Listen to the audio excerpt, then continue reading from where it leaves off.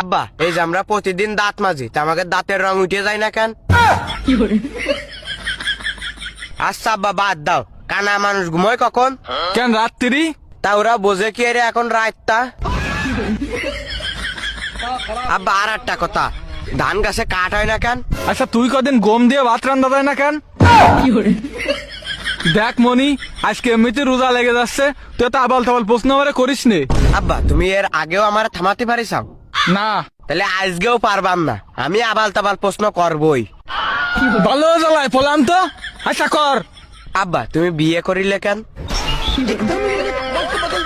ওই সবাই করে তাই আমিও করিলাম। সবাই কই করে, আমি তো করিনি।